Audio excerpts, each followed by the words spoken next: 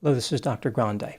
Today I will analyze the case of Air India Flight 171. First I'll look at the background of this case, move to the timeline of the incident, then offer my analysis. Air India Flight 171 was an international passenger flight that originated in Ahmedabad, India, and had a destination of London, England. The aircraft was a Boeing 787-8 Dreamliner, which was delivered to Air India on January 28, 2014. Air India has experienced its share of problems over the years, like financial difficulties and loss of life. In 2010, an Air India flight overshot a runway and went off a cliff. 158 people died. In 2020, an aircraft skidded off a runway in heavy rain, killing 21. The airline was under government control from 1953 until 2022, when an Indian conglomerate took over the business in a $2.4 billion deal. The new management has worked to modernize the fleet and the operations. Moving back to the Boeing 787, the 787 is a long-haul, wide-body, fuel-efficient twin-engine jetliner developed by Boeing. The first flight was in 2009. In 2011, the first aircraft was delivered to an airline. The 787 program cost Boeing $32 billion. The company needs to sell between 1,300 and 2,000 aircraft to break even. At the time I'm making this video, they have delivered just under 1,200 and have about 1,000 orders. The 787-8 is 186 feet long, has a wingspan of 197 feet, and has a height of 55.5 feet. Its maximum takeoff weight is 502,500 pounds. The aircraft is typically configured to hold 248 passengers and has a range of 8,410 miles.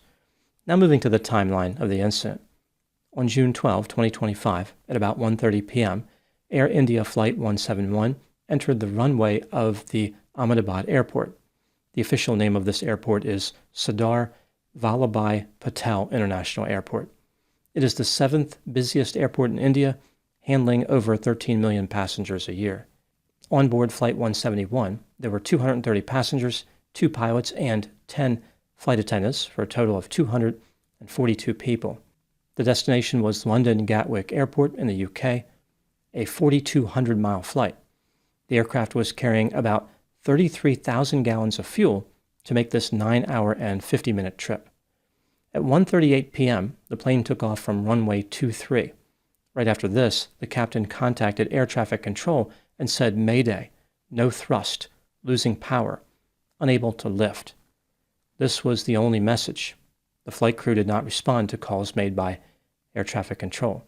The aircraft reached an altitude of 625 feet before slowly descending into a populated area about a mile from the airport. It did not appear to pitch down or demonstrate any other unusual movements. It almost looked like it was landing, except of course the plane was not over an airport. About 30 seconds after takeoff, the aircraft crashed into a medical college dormitory. After the collision, fire and smoke were visible, and there were multiple explosions. The authorities indicated that everybody on the aircraft except for one person was killed, and several people were killed on the ground.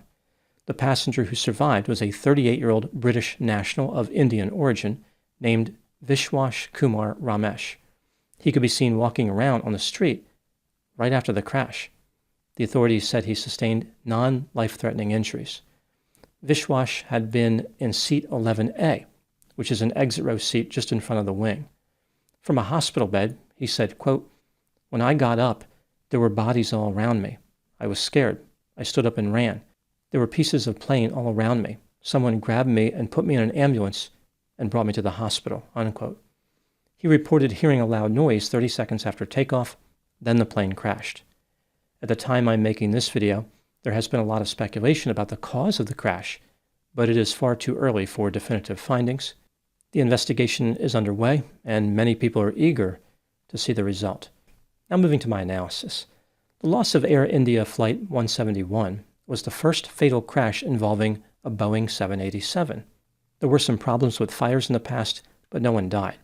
In January 2013, all these 787s were grounded for a few months until a revised battery design was approved. The 787 involved in the crash had 41,000 hours of flying time with almost 8,000 takeoffs and landings. This is about average for a 787 of its age. The captain had quite a bit of experience, 8,200 hours. The co-pilot had 1,100 hours. As far as possible causes for the crash, many observations have been made by experts, and a few theories have been generated. Let's take a look at a few of the theories, along with the evidence that supports those theories and the evidence that contradicts those theories. Theory number one is that the aircraft was not configured for takeoff. Some experts believe that the position of the flaps and the landing gear could have caused or contributed to the crash. Looking at the evidence that supports this theory, as far as the flaps, a few experts have argued that they were not in the takeoff position. Rather, they were retracted, which would provide less lift for the aircraft. Not having the flaps deployed for takeoff would be highly unusual and, of course, exceptionally dangerous. Looking at the landing gear, video of the aircraft shows that the landing gear was never retracted, even though the plane reached an altitude of 625 feet. Under normal circumstances, the landing gear should have been retracted by that point, or at least the process should have been started. If the experts who believe this are correct, then the idea here is that the pilot gave the order to retract the landing gear to the co-pilot. In response, the co-pilot accidentally retracted the flaps, so he became confused about what controls operated the landing gear and what controls operated the flaps. This explains why they were both in the wrong position. As far as the evidence that contradicts this theory, one can make a good argument that the flaps were actually in the correct position. It is very difficult to tell from the grainy video available of the aircraft, but it looks like they were extended. It would be very unusual for a pilot to take off without the flaps in the correct position. A reminder to deploy the flaps is contained on mandatory checklists, and there is a warning system installed in the aircraft. Considering the combined experience in the cockpit, it's hard to imagine that either member of the flight crew would have made this type of mistake. As far as this idea that either member of the flight crew could have confused these two controls, that's pretty difficult to believe. It's not like there are two big red buttons right next to each other, one that controls the landing gear and one that controls the flaps. In a Boeing 787, the controls are both on the center pedestal, but they are distinct, clearly labeled, and have a different shape. When looking at the landing gear situation, it's possible that the pilot simply left the landing gear down because he knew the plane was going to make contact with the ground.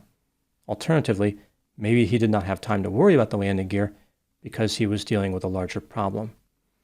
Theory number two states that the aircraft experienced single-engine failure. Supporting this theory is the fact that this type of failure is much more common than a double-engine failure, which is another possible explanation. Also, the loud bang which was heard by the surviving passenger is consistent with an engine failing. As far as the evidence contradicting this theory, a 787 could have easily continued takeoff with one engine, and when one engine fails, usually the plane experiences yaw from the uneven distribution of the power. That is not evident in the video. Theory number three is that both of the engines on the aircraft failed. This theory is supported by the fact that the captain said that he had lost power. The way the plane crashed, almost like it was landing, is consistent with this theory. It simply lost power and was gliding to the ground. Just like with the single-engine failure, there might be a loud bang with the double-engine failure. Some experts believe that they could see and hear that the ram air turbine was deployed. This is an emergency backup power generator stowed in the fuselage. When deployed, it generates power with a small wind-driven propeller, so it makes a distinct sound. The ram air turbine automatically deploys in emergencies, including when the aircraft loses primary and auxiliary power. So it would deploy if there was a double-engine failure. There are a few possible causes for having both engines fail at the same time, including a bird strike or impurities in the fuel. These are low-probability events, but not impossible.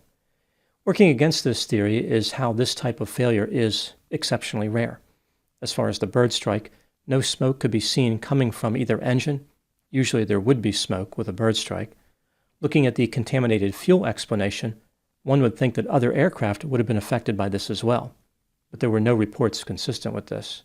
When weighing the evidence and examining the various theories, which theory do I believe is most likely? In my opinion, double-engine failure appears to be the most likely explanation, but again, there is no way to know for sure. The investigation will almost certainly determine the cause. Many people will anxiously await the results, including people who regularly fly on Boeing 787s. The last item I wanted to discuss here is the sole survivor. As I mentioned, one passenger survived the crash. This is an astonishing outcome given the scale of the devastation after the plane went down. The existence of the sole survivor has led some people to wonder about survivor's guilt. I don't know what will happen with this particular individual, but in general, people who survive calamities that killed everyone else around them sometimes experience post-traumatic stress responses. They might ask themselves questions like, why did I survive when so many others did not? Could I have done anything to help them? Do I deserve to live? Am I worthy? Do I now have some type of great responsibility because I was the sole survivor? Survivor's guilt has a few symptoms: intense guilt and sometimes shame, nightmares, flashbacks, and replaying the disaster in their mind, panic attacks, a relentless and unforgiving search for meaning, a haunting sense that the survival itself was some type of error, avoidance of situations connected to the tragedy, for example, not getting on an airplane again, and depression, grief, hopelessness, and isolation. In a curious and cruel twist, the mental anguish does not necessarily come from the crash, rather from the meaning assigned to survival. The sole survivor is now saddled with a massive amount of perceived responsibility. They may feel obligated to tell the story of the survivors over and over, which forces the individual to relive the trauma. Their unique job, at least in their way of thinking, is to represent the entire group who perished. The sole survivor is the only one who really understands what they experienced, the only voice who can break the silence of death. The guilt pushes them not only to make their life count, but to make all the lives of the fallen count. There might be a strong feeling of having to justify this gift that was given to them. For some, it does not feel like a gift at all, rather a curse, an unwelcome and insurmountable obstacle. Fortunately, in the long run, many people who experience survivor's guilt do make a meaningful recovery. They learn that the guilt is not a sign of weakness. Rather, it is an expression of empathy. The pain is still in the background. It will be their companion for life, but it no longer defines or controls them. Those are my thoughts in the case of Air India Flight 171. Thank you so much for watching. I'll talk to you soon.